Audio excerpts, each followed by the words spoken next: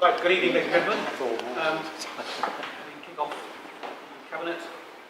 Apologies for absence. I have apologies from Councillor Foreman. No apologies. Are there any declarations of interest?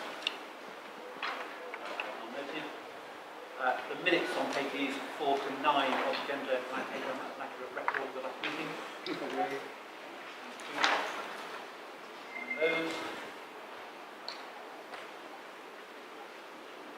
Are there any matters arising? None. There are no written questions from the public. There are no written questions from councillors. There are no petitions. And the forward plan on pages 10 to 24. Are there any questions or comments?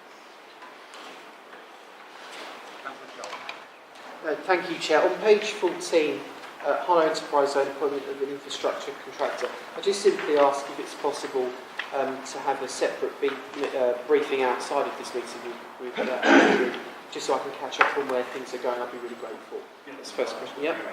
The next question I have relates to page, when I get there, page 21, the homeless reduction plan and strategy. My simple suggestion, Chair, is obviously there are a number of councillors across party who take a great interest in homeless matters. And I want, particularly Simon on my side, who is heavily involved with Streets to Home. I thought there could be a useful suggestion of cross-party cooperation on something like this. Perhaps this report would lend itself to either the overview and working group committee or scrutiny, because I think actually this could be a worthwhile piece of cross-party work. I don't see it as particularly contentious because everyone is concerned about the matter. I think when we did this last time, we did do it as an overview or scrutiny, but we did consultation with members in terms of member workshops, which was extremely valuable cross-party, and that shaped both policy. And I'm suggesting to the portfolio that's the way we do this stuff, wider engagement that way. I think council members that back in 2011, 2013, but we did that quite successfully. Yeah, great for that. And then just a comment on page 21, I welcome the fact that planned in the forward plan, the town centre area action plan will be subject to Regulation 18 consultation. Obviously, we will have a number of questions later on in the agenda about the local plan consultation, which sadly is far more closed consultation than this one. But I welcome the fact there'll be an open consultation on the town centre anyway.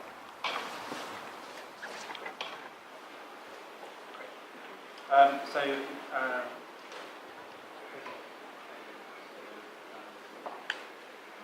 full plan, so noted. Oh, sorry. Yeah, I was just going to mention about on page 22, you've got the regeneration of Lister House and surrounding area of Staple Tide. Well, Lister House is being built now. Yes, so this is The old one. not the new health centre, The old but building. the old Lister House. What we're going to do with that once the new health centre has been built. Yes.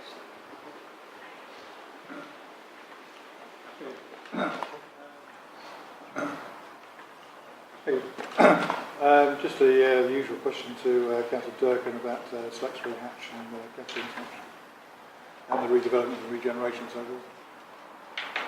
Well, it's like a number of other areas that are on the list for regeneration and rejuvenation, and we will be bringing a report around a pipeline scheme that hopefully will start to address a number of these particular issues, but they are long-standing, and I agree with you as it's in my report.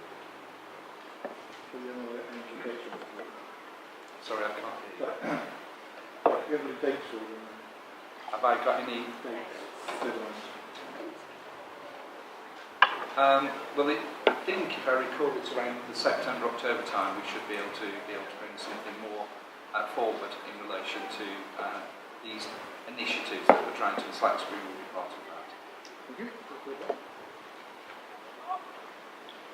Any more comments, questions on the full plan? Okay, so I'll just note that. Item 9, any decisions taken outside of the process and the delegated authority. Right, item 10,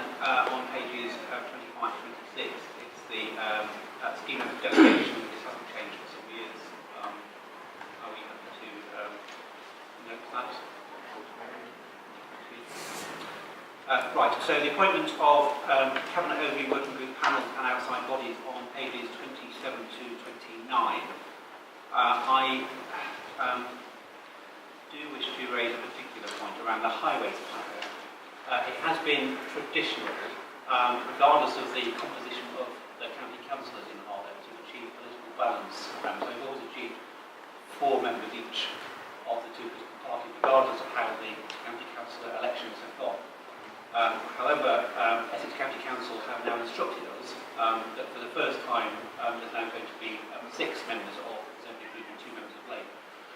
Now, while this is an outside body under the control of Essex County Council, I must register my disquiet on this, which is largely a political body for the benefit of the whole of Harlow, and I will be making representations to the leader of Essex County Council on that regard. Also, a slight error in the highways panel in that under that balance that Essex County Council have imposed on Harlow Council, i.e. 6 Conservative members and 2 Labour members, there are only nominations for 2 Conservative members. So I'm assuming the first 2 on the list are the nominated members, given that 5 you already on the panel. Anyway, in your capacity as a county councillor. So on that basis, I will, with some concern, propose that the nominations are as in item 11. Are there any further questions or comments?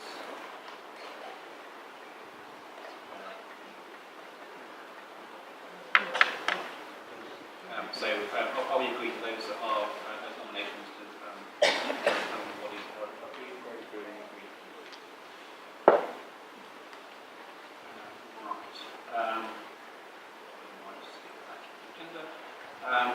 Right, so that brings us to item 13, the local development plan and approval of second consultation. Item 12. Oh, sorry. Sorry, my apologies. Cabinet Overview Working Group item 12 on pages 30 to 33.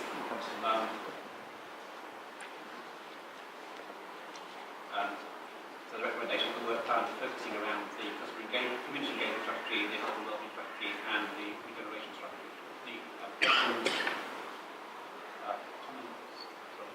Thank you, Chair. It's a question on the non-housing asset management strategy. This strategy has been kicking around for quite a number of years now, and it's getting to the stage where a lot of the information, some of the information which was being used by either surveys or using work, it's getting out of date. Unless you move very, very quickly on this, it's all going to be out of date. You're going to start all over again, delaying things even further. So bearing in mind the importance to the council of its non-housing assets, both in terms of contributing to the town, of income to the town, and those which are used for charitable uses, this really is something that sort of needs to get going. If it's going to be any use at all. If you're not going to produce the plan, then why not just say so and we'll lumber on. I would share your concern, Councillor Holder, about how this has run on for some considerable time. I'm just refreshing my memory what's in the forward plan, and I can't recall even being in it.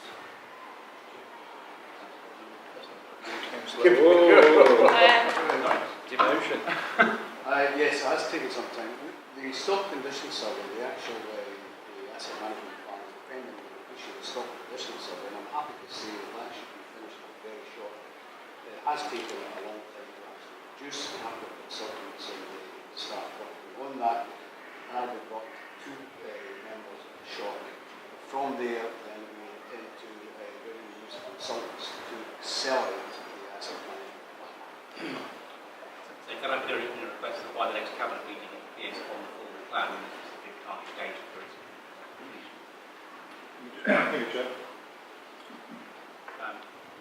Right, so no further comments or questions, then I'll agree the recommendation on page 30 that the work plan is Agreed.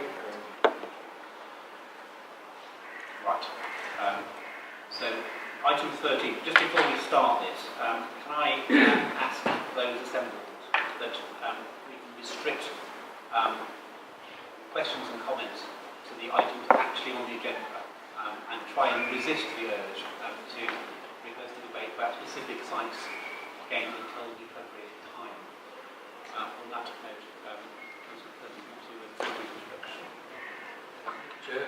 Well, this report brings us up to date with the latest situation in the production of the local plan and proposes the Cabinet agree three particular items.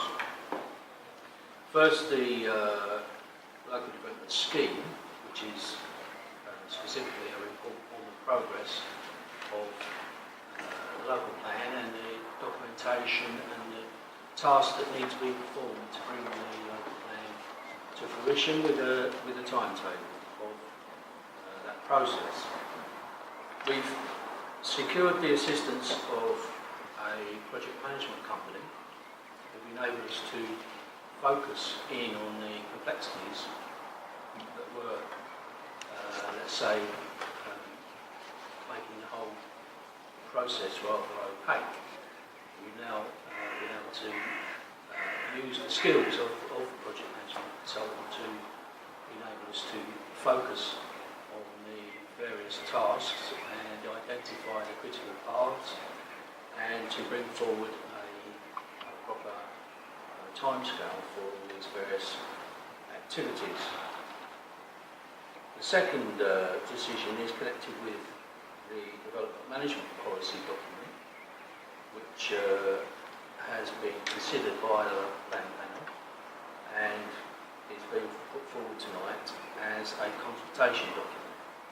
So it will be published as part of the scheme for further consultation and comments in order that we can progress and complete all the various development management policies that will be part of the local plan and will see us into the future in considering planning applications. The third point is the production of a town centre area action plan. As the report makes clear, there's been a number of attempts over recent years, mainly developer-led, for town centre regeneration, which for all sorts of various reasons have not come to fruition. We're now faced with further complexities which are affecting the way we regard the future of the town centre. Obviously there's the overall need to have a town centre that can cope with an urban area of over 120,000 people. There's the pressure from the now identified additional capacity requirement for retail space. There's the pressure brought upon the town centre by the unregulated conversion of offices into flats or residential units.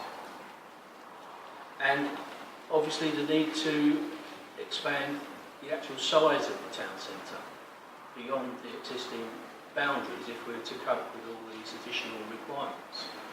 And in the circumstances that it was considered that was a process that was better to take forward as a separate exercise under the planning guidelines as an action plan, an area action plan, rather than to expect that we could do that within the local plan, the general local plan process. So we're separating that out to run along parallel to the local plan process, but on a different timescale, and will form a supplementary report to the local plan when it's considered by the inspector. The documentation is, I apologise to members for the amount of documentation you've got with this report. I'm sure you've read every single but it's necessary if we're going to have a consultation document that it's printed in full on the agenda. And the other documentation relates to the local development scheme. There's a report by the project management consultants, which is a result of an intense series of discussions and conferences we've had with them over the last 2 months, and outlines all the parts of the process that have happened and are still to take place. And then there's a project management timescale which identifies all the various tasks that are still to be completed, together with a risk management document which shows in effect what the critical path is. And I'd just like to refer to those particular tasks which are causing the problem with the timescale. First of all, there's the question of the water cycle, both the provision of water supplies and dealing with sewerage and both effluent and surface water. It was anticipated in the early stages of preparing the local plan that a memorandum of understanding with Thames Water and the water supplier, Affinity Water, would be sufficient to satisfy the requirements of the local plan. In other words, we would have a memorandum of understanding with these two organisations, which are both private companies, that they would guarantee to satisfy the necessary requirements for the development that was planned. However, the Environment Agency, which has responsibility for the water cycle, decided that that was too unspecific and too general to satisfy their requirements, and that they require specific details of specific measures that both these private companies are going to take in order to deliver the necessary water supply and water treatment facilities to cope with the additional requirements of the development. And so we find ourselves with a part of our project management plan that is beyond our control, and that is the necessary production of the impact of the growth and, if you like, the necessary improvements that are going to have to be implemented in order to cope. In order to do that, there has to be extensive technical work, which we were told would be available by April this year. However, Thames Water have made it clear that they weren't able to meet that deadline, and I'll just read you from their position statement that they issued both to us and to East Herts and Epping, because it affects their plans as well. It said, we anticipated that the survey work would be complete in April 2017, but as it relies on rainfall and the first quarter of 2017 was exceptionally dry, we have been required to extend the survey period. We therefore propose to start assessing the impact of the new development in September 2017. In other words, they can't do it in the summer because it's too dry and there's no rain. So that's where we are with Thames Water, and we're actually making more progress with Affinity Water, the water suppliers. But again, they have yet to produce the detailed technical projects that are necessary to satisfy the Environment Agency. So we're in a position where we've got external bodies disagreeing amongst themselves, and we can only cajole press and try and get an earlier outcome. But the timetable shown in the project management document reflects our best guess at the moment to how long that process is going to take. The other work that is outside of our control that needs to be done is by Essex County Council Highways, or their consultants, who have been able to do the necessary computer assessments to look at the major streams in Harlow, the major flows of traffic. What they haven't done so far, and we're waiting for them to complete this work, is to look at the detailed access points, or produce their requirements for the detailed access points into the strategic sites. The reason why this is important is because depending on where these access points are located and how many of them there are, actually can have an effect on the number of dwellings that can be accommodated on each strategic site.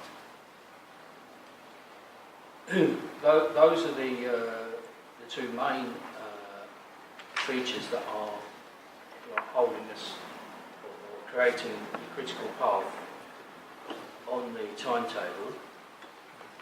There is a third factor which is outside of our control, which could have a significant effect on the local plan, and that is the question of the local hospital. We had a report at the Duty to Cooperate Board, the last Duty to Cooperate Board, from the officers from the hospital who are working on the plan to look at the future of hospital provision in this area, and they indicated that their best option is for a new site. It would be a different type of site. They're not obviously intending to replicate a set of buildings that were designed and planned in the 60s. They're looking at a more modern campus-style site with associated facilities in other places for different types of treatment and care. But nevertheless, until the government makes some commitment to funding a new facility, obviously we can't plan for where it might go because we don't know exactly how big it's going to be and when it might come on stream. So that's the third element of local planning, which is not the same as the other two. In other words, we don't actually need it to be able to satisfy the documentation for the local plan, but obviously it's an issue which is going to have a major impact on the local plan, and as yet we're not in a position to say when those decisions are going to be made public.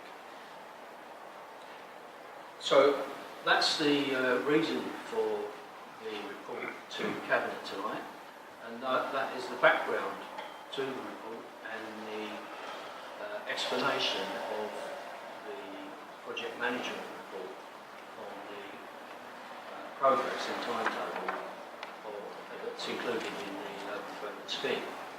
So I would ask Cabinet to approve the local development scheme, approve the development management policies for consultation, and agree that we proceed with a town centre area action plan alongside the local plan to focus on, to guide and support the regeneration of the town centre. Thank you, Chair. Just before I pose some questions, although not in the report, I would be interested separately to understand the consultation process itself and to ensure that get some assurance that all the relevant stakeholders are engaged in that consultation. Right, any questions? Thank you, Chair. I have to say at the outset it would have been, of course, we're never not going to get it, the first 100 pages of this document we're not seeing tonight. And of course that kind of background would have been important and would have helped us, would have informed us as to how these policies that are set out here related to the overall strategy. But in terms of questions, I just want to look at page 124, which is on the agenda, page 64-65, which relates to conservation areas. Of course, I take an interest in this because Old Harlow has large parts of the ward designated as a conservation area. Now, there's a line in this section, 12.86 and 12.87, that says the council will encourage redevelopment and refurbishment that would enhance the conservation area and its settings. Can I just get a little more detail from Graham over what exactly that means and what the criteria would be that would relate to this policy? Because that's a sweeping statement, and of course, as you can imagine, residents in Old Harlow and the board of councillors take specific interest in what that kind of language means and how that would be interpreted for the conservation areas in Old Harlow.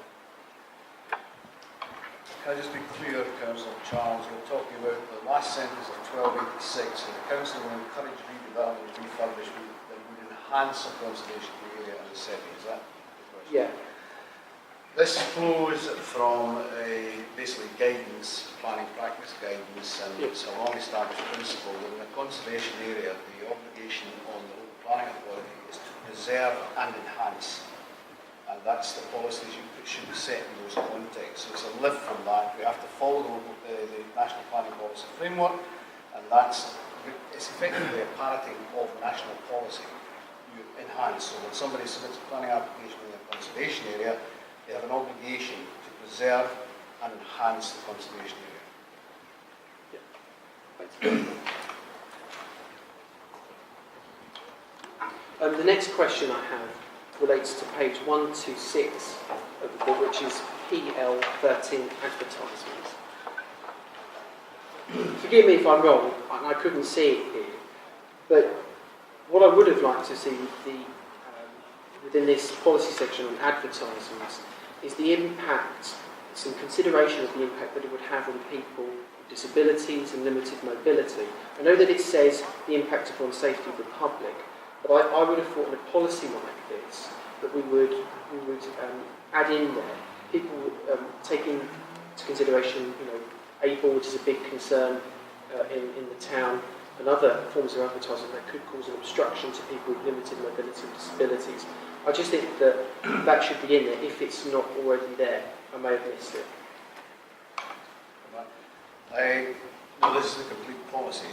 As I say, we're going for consultation on this. It could be considered. We need to check that against, because advertisements come under the branch of planning law under the control of advertisements order. And planning authorities, i.e. the council, can only take into account certain parameters. We're not allowed to take into consideration everything. We're guided by the Town and Country Planning Control of Advertisement Regulations 19, whatever it was, because I remember telling Councillor Clement when I first did the portfolio holder for environment, say that, quoting him with those regulations. We'll take that away and I'll check that to make sure that we're legally able to do it. Great. We'll be back and forth with Green. Page 130, houses in multiple occupation. Of course, this is a red hot issue for residents and councillors alike, and we've only recently had all councillors have only recently had a letter from a resident about this very matter. What I'm simply asking Graham is, within this section of the consultation document, is it the council's intention and their direction of travel to look at how it can introduce more stringent measures over regulating houses in multiple occupation, given the concerns of residents and councils alike? Well, it is the council's policy, as you know, because under the licensing regime, the council has done far more than its statutory obligations through other powers. In terms of a planning policy, a land use planning policy, we have to be cognizant of the contribution that HMOs actually can make to the housing difficulties that the country faces. And so we have to manufacture a policy that is compliant with the National Planning Policy Framework. You're right in your assertion, the council is more stricter than it has to be in terms of HMOs, and we will reflect that stance in the policy. That's all. I just add to that, with regards to the planning policy, our view on licensing of HMOs change from the licensing. Thank you, Chair. In the covering report, it does actually say that paragraph 9, additional drafts of these policies were considered by members of the local development plan in November last year and have been subject to further amendment and revision. For those members that will be voting on this, I need to make you aware there's a brand new document. It's not been read or considered by anybody, so I'm hoping you're all happy that you read it and are happy to defend what's in there, because nobody else has actually seen it. I also pick up on Councillor Joel's point about where the first 100 pages are, so it's not just my version which is missing. It would be intriguing to know what is supposed to be there.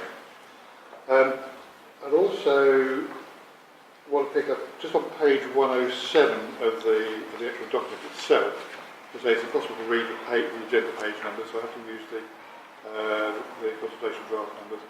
At the bottom there's a reference to local plan strategic objectives. Unless I've missed something, I don't think we've seen the local plan strategic objectives, unless it comes in another guise. So perhaps the portfolio holder can explain when you would like to see those, or when you would like to see those.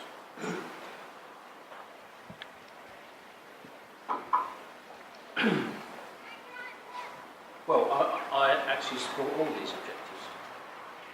Good. They're very good. Would you care to share them with us? What? They're real. Where do they come from? You just make them up, do you? Yeah, no. The No, strategic, I'm asking the portfolio holder. He's presenting the report. Yes, very clear. We'll get pedantic about that. Let's not get pedantic about it until the next question. Great. well, yes, Chair, that will be coming to the panel, and the portfolio holder has explained that creating the strategic policies is dependent on a number of interdependencies and relationships. Some examples the Councillor Putton had mentioned earlier, the water cycle study. There's also the employment study, as Councillor Putton will recall. He and I were at a meeting in East Parks on Monday night. That very recent updated information on employment land requirements across Greater Harlow, and particularly in East Hearts, has changed, and more land needs to be found, particularly in East Hearts. It's causing them a significant problem. So pulling the strategic objectives together and the strategic requirements of the three authorities working cross-border is an iterative process. It's difficult to pin down, so we're not in a position to bring the strategic level policies and justifications at the moment. What I would say is these objectives are reflective of the corporate plan, and they will figure in the documents that we're going to the panel.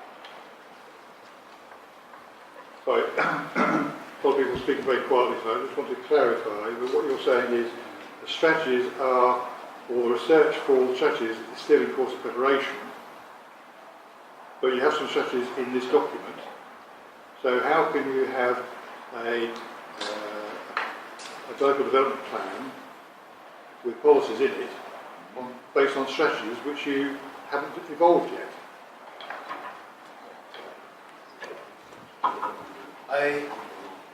That's a fair observation, and it is the difficulty that we're all facing as a duty to cooperate board. DM policies are as standalone policies as you can possibly get, because they're not going to move first. They're effectively not moving up by policies. They've been consistent, they've been updated with the corporate plan objectives, they've been updated with national planning policy guidance updates, so they're as fresh as we can make. Ideally, we'd have loved to have taken a complete plan to the members' panel and then to Cabinet, but that's not been possible. We're also extremely cognizant that members are frustrated at the lack of progress, and that's why we're bringing this parcel to the Cabinet tonight.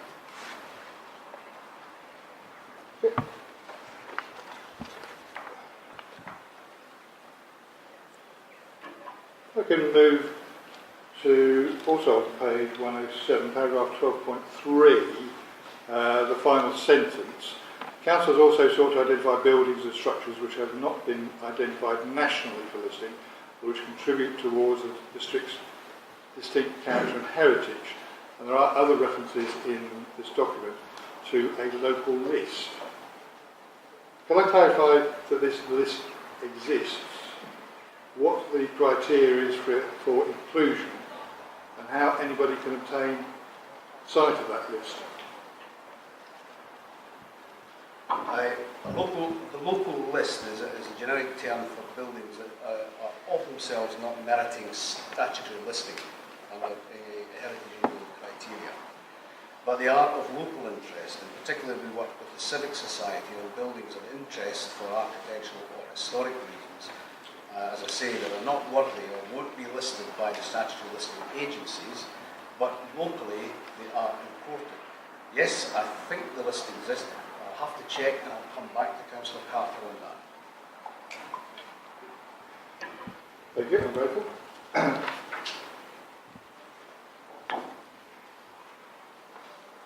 On page 110 and 11, PL3 Sustainable Design, the developer will be expected to deliver high standards of sustainable design. In paragraph 12.19, this is watered down to may. 12.19. A sustainability statement may be required. Isn't this leaving wriggle room for developers not to do something just by saying may rather than must?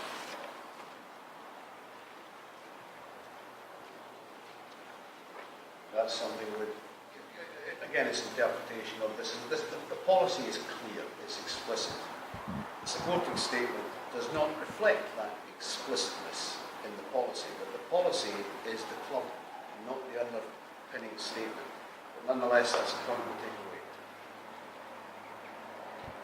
So the difference here between the requirement to have sustainable design and the possibility of having a supporting document that supports that sustainable design. Okay, I've got that thing written there. Moving on to, still staying on, page 111, PL4 green wedges and green fingers. It would appear that those special characteristics of Harlow are sacrosanct and cannot be developed, unless that is you want to build a dual carriageway bus lane, a high quality sustainable transport corridor across the town park and elsewhere. So there have been many things in cabinets that does not tend to happen. So I know it's something that you keep bringing up based on the political stunt of one of your colleagues such as the cabinets ago. So I've noted your slide mark, but clearly it's not true. Say this. With respect, Chairman, having looked at the maps and undermines your credibility. Sorry, I'm speaking. I'm just saying, it undermines your credibility. Sorry, Chair, I'm speaking. Carry on. Having attended the last local design plan panel and learned of the proposal to have a north-south, east-west corridor, and then got away and studied the maps, I'm intrigued as to how you can build a sustainable, high-quality bus lane thingy to achieve that. But there we are. And so when the actual plan, which my opening remarks were not discussing specific details of sites or what have you, that will become apparent. But I have had a conversation personally, I know that Councillor Burton has also, about how that can be achieved without impacting on the town park. But the policy states you can put them in green, but in green wedges and green fingers. Does it not? It actually says that. You've made your point several times today and on numerous occasions in previous government. I'll just repeat. We can keep going on making this political point of view. Clearly not. Sorry, Chair, it's not a political point, it's a statement of fact. It's in this there is a policy that says you can build sustainable infrastructure, bus lanes and things, through green wedges and green spaces. So I know that, but I also know you keep asserting that we're going to build a highway through the middle of the town park, which is just not true. No, we never said the middle. So you just said that, it is true. No, the town park, but not the middle of the town park. Oh, dear. Try and get you further contributions to make, Councillor. You'll be saying we're demolishing the Greyhound next. Are you? I wonder if the environment portfolio holder can have a look at policy PL5 on page 112 And explain it to me, please, because I've read it quite a few times and I'm struggling.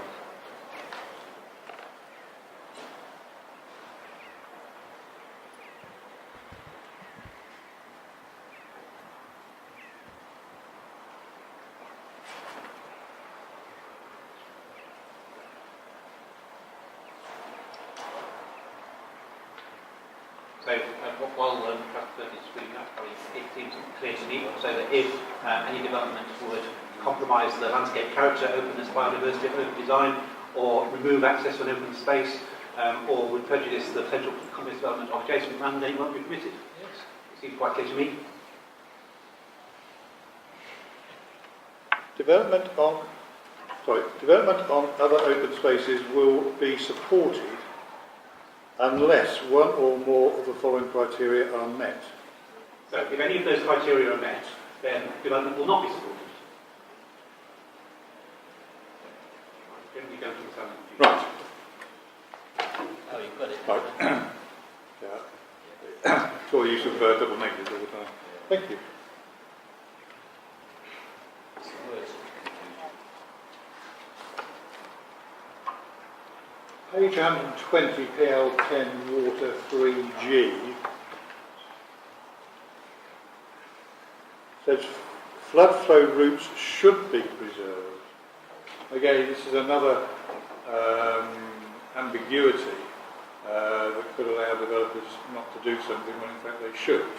If we're talking about water meadows and so forth, I would have thought that flood flow routes must be preserved.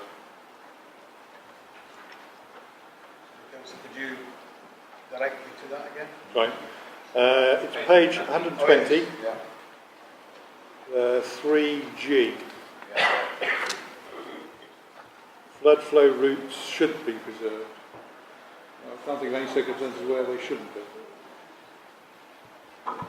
if we're taking someone else.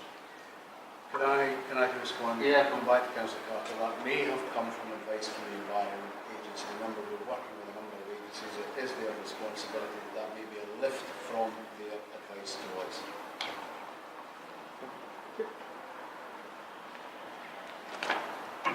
Page 126, Councillor Charles has already referred to this. Again, I thought most of these, all these policies were supposed to be positive and supportive and saying what we would do. This one says absolutely nothing at all. It just says will be assessed against all the following criteria. It doesn't say that we'll necessarily approve them. It just seems odd that virtually all the other policies, development or whatever, will be supported unless there's no support here. So somebody coming along with a bit of an advert doesn't know whether there is a presumption for approval or not. As I mentioned earlier, this is subject to another arm of planning law, the control of advertisement regulations, which limits how we can adjudge those as a planning authority. So it is subject to differing criteria. That is my guess as to why this is not positively couched as the others are, as we're required to do. And you'll go back. And I'll come back to it. And I'm looking across to Adam, who's noting all this down in a big list for me to do tomorrow. I have my question. If I can move on now to page 132, H5, accessible and adaptable housing.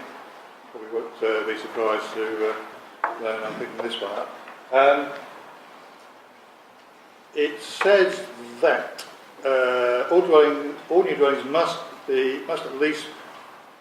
all new dwellings must at least building control part M4, I think the word I've been missing there, standard for accessible and sustainable homes to meet the occupiers' future needs. In addition, major residential plot developments must provide a proportion of building control part M43 standard dwellings for wheelchair users. Now, it then goes on to say, under the justification 1325, that the SHMA sets out that 10% of market housing and 15% of affordable housing must be building control M43 standard. Now, why can't that specific element actually be incorporated in the policy? Again, it's one of these advisories, guidance that developers will look at and think, oh, it's only advisory, we don't have to do it. It's missing from the current local plan, and the minimum standards are going to be missing from the future plan. And I'm 99.5% certain that if this document goes out as it is, you will receive complaints and comments about it.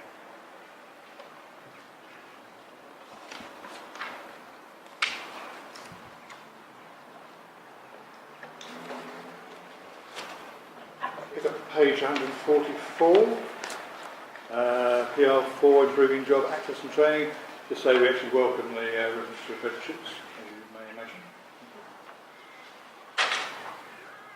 Moving on to page 149, development of hatches. Development supported if it does not result in the loss of public houses. This is where, having been complaining about the vagueness and latitude in some of the earlier comments, I'm going to be arguing in the opposite direction now, because according to the Wine and Spirit Trade Association, there are something like 23 pubs closing a week in the UK. And it seems onerous and arduous to tell the developer that, that they can't lose a pub when the pub really wants to. It says not result in the loss of all convenience facilities, public houses and community facilities. It doesn't say either, it says all.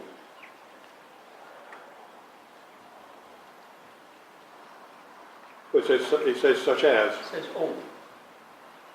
In other words, No. you can't lose all of them. It says such as.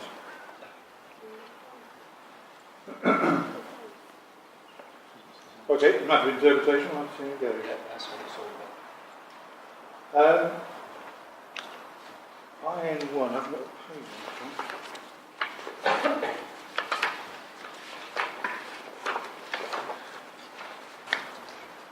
Yes, IN1, development of sustainable modes of travel, page 160. Obviously welcome the provision of electric charging points for vehicles. I don't seem to have seen anywhere else in this document about the provision of charging points for electric scooters and so forth in new developments. When people acquire electric scooters and so forth, where and how they store them can be a problem for them, and also where they can charge them. And it would be helpful to have had something in the document about that.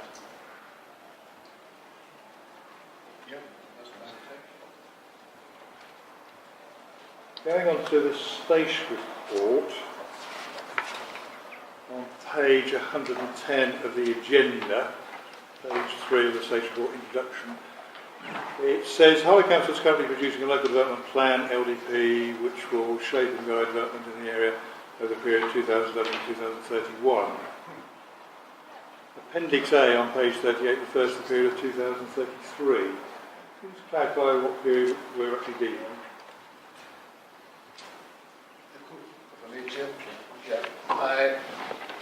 The period that we've been using the duty to operate is 2011 to 2031. It's a 20-year period, but in actual fact, the reality, moving on now, we're in common parlance using 2033. Sorry, Graham. So, my apologies. It's a 20-year period commencing 2011, but in common parlance with our colleagues in the duty to operate area, we're working ever more closely. 2033 is the date. There's a number of reasons we're using that. Is not least the updated figures for the housing market area based on the most recent release of statistics from the ONS. Takes the projections to 2033. So it's an inconsequential mismatch. Yeah. Okay, no, that's helpful. Page 116, 4.3. Second paragraph about there are concerns regarding the provision of electricity. Bearing in mind how much work UK Power Networks did last year in building up the local network from the bottom of Howard Way across to Newhall, Church Langley and the Enterprise Zone. Bit surprised at that comment.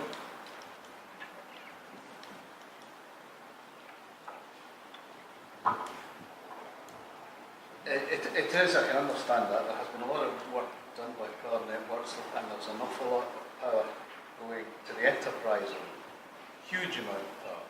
So when we actually finally settle it and everybody is agreed exactly where all the strategic sites and the numbers and the hospital and everything else is there, then there has to be an accurate assessment of the power requirement. A lot of the work, and Andrew I'm sure will correct me if I'm wrong, a lot of the work that's been done by UK Power Networks is to supply the enterprise zone, and particularly the data centres as well, because the consumption of those is, I'll let Andrew answer that.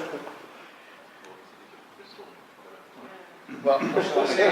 It was quoted to us, once the data centres are up and running, they will consume as much power as Bristol and Norwich put together.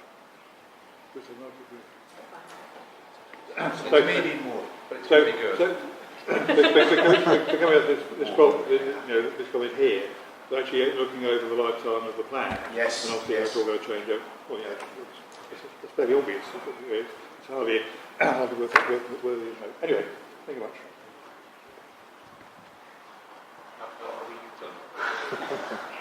Compliment. How do you get that capital? What I have to say to you after that answer, we know that the Christmas lights will burn bright, which is great news for Christmas. I appreciate that there are a number of interactions with this policy. You've got national planning policy, you've got the issues of duty to cooperate.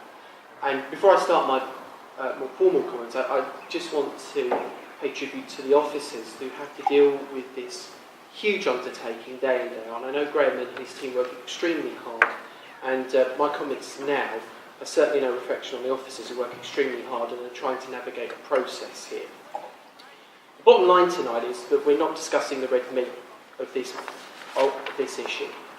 What we are discussing are policies that will interact with the main red meat that I say, which is where things are going to go, what kind of infrastructure we want to see in the decades ahead.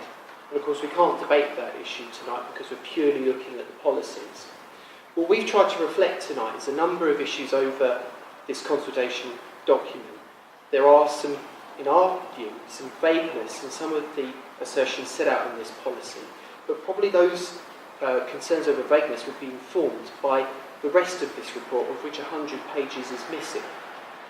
I still remain, and I'm on record as saying this again and again, that it is concerning that, unlike other local authorities who have gone out for a second time with a Regulation 18 consultation, which is open, ensures residents can debate about the sites and the particulars of their local plan, we're going down the route of a consultation 19, which is purely about process and policies. Whilst that is important, what is also important to residents and councillors alike is the red meat, which we can't see tonight. Ultimately, what's happening tonight is the phony war, because we don't really know what the council really wants to do. There's been back and forth with all councils over different options for housing, and ultimately the buck stops at the political leadership of this council. I'm fed up with this phony war. What I want to see is the sites. What I want to allow residents to have is a say over those sites, and frankly with this consultation they do not get it, and that is an abject failure of this administration. So look, this consultation is clearly about a very particular element of the overall local plan, about development management policies. There is a timetable in the report for the production of the rest of the local plan, and indeed consultation on those elements. So yeah, I absolutely share the frustration about the time. Going back to a Regulation 18 consultation would just further delay that by a significant period of time. And in the meantime, we would then have developers running, free-for-all across Harlow. We have to get through this process. And yes, absolutely, when we get to the red meat, as you call it, about, I understand many, both councillors on both sides and residents are concerned about what's going where, what infrastructure is going to support that kind of use. But we'll get there. But as you are acutely aware, the process for getting a local plan that is defendable for examination in public is horribly complex, in my humble non-expert opinion, unnecessarily so, but we have to get through it. So that is where we are. So, are there any further comments or questions? I admitted to, are you going to move this report? I move the report. I will second this. Right, so look, the only conversation on this, there is clearly a long way to go. Far too long in my personal desire, but there we go. We'll have to get through some important things. So, the recommendations on pages, on page 33, A to D, are we agreed? Agreed. Right, so moving on to item 14, the acquisition of land in London Road on pages 129 to 138. Move that, Yes, delighted to move the recommendation on page 129 and then just want to say a few words. Yeah, and I'll second that. Yeah, even though this is a recommendation that is actually saying that to commence compulsory purchase orders proceedings, I do need to say that we are actually in a very strong and positive working relationship with Power Rapid Limited. So this isn't sort of going to be Big Brother going out and trying to do this, but clearly it's essential to protect and support the enterprise zone of this area. And if we have to use compulsory purchase order, this recommendation enables the council to do that, and I hope the rest of the cabinet will support that. Just from my point of view, would it be an unfair characterisation to say this is a fallback measure if Yes. ongoing negotiations don't include the satisfactory way? Yes, it would be viewed as a fallback position if everything else isn't achieved. Are there any questions or comments on this one? Purely just some comments. The opposition obviously support this. It is prudent and certainly very responsible, actually. In their consensus after our discussion on the local plan, I have to say that this is good planning for the enterprise zone to make sure that we've got this in effect fail-safe. So obviously the opposition support that. We continue to support the enterprise zone and the opportunities that it will have for the town. Thank you. Any other comments or questions? And so, recommendation on page 129, I'll also agree. Agreed. Thank you. Right, so item 15, there were no communications from committees, working groups, and communications therefore we are starting off the year. The minutes of in item 16, A, B, and C of the Safety Committee Cabinet Housing Working Group Global Plan. We're all happy with those. So noting those. There being no matters of urgent business, I conclude this meeting. Thank you.